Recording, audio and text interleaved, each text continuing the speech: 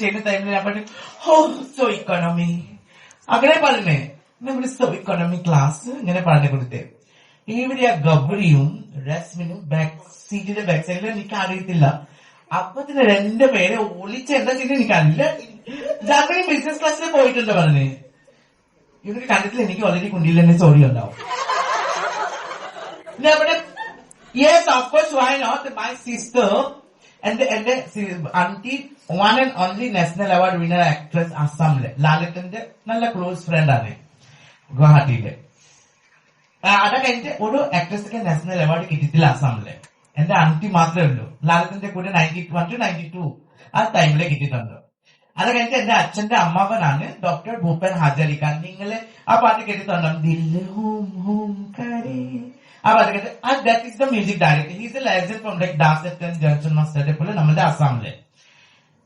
അത് കഴിഞ്ഞിട്ട് എന്റെ അച്ഛന്റെ ഒരു അമ്മവൻ ചീഫ് മിനിസ്റ്റർ ഉണ്ടായി 92 to 97 5 years.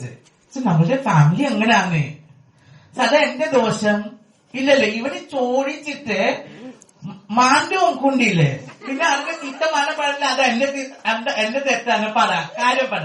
എല്ലാവരും പറ അത് എന്റെ തെറ്റ് ഇല്ലല്ലോ. അവിടെ ചോദിച്ചിട്ടുണ്ട്. അപ്പൊ യെസ് ഓഫ് കോഴ്സ്. അത് കഴിഞ്ഞിട്ട് ഒരു 5-6 ദിവസം കുട്ടനെ കേക്കിന് ഓരോ ലിമിറ്റേഷൻ ഉണ്ട്. ഞാൻ അവിടെ കഴിഞ്ഞിട്ട് അവിടെ ഇരിക്കെ എവിടെയാ പറഞ്ഞേ,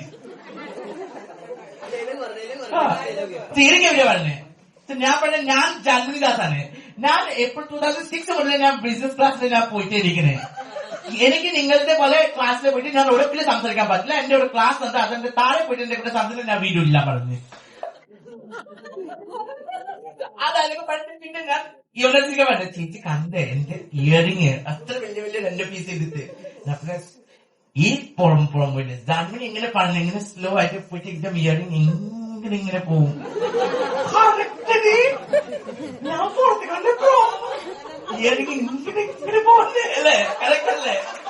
ഈ ക്രിയേറ്റീവ് ആൾക്കാരെ ചോദിച്ചു. ഞാൻ നിങ്ങൾക്ക് ഐഡിയ കൊടുത്ത് പാന്താരം എനിക്ക് പൈസ താ. ആൾക്കാർ ഞാൻ പറഞ്ഞ എക്സ്പ്രഷനെ പിടിക്കും.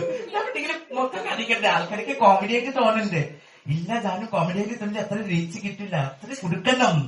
അപ്പൊ റീച്ച് കിട്ടില്ല. ആലോചിക്ക് റീച്ച് കിട്ടാൻ വേണ്ടി എന്റെ ജീവിതം കളയാൻ.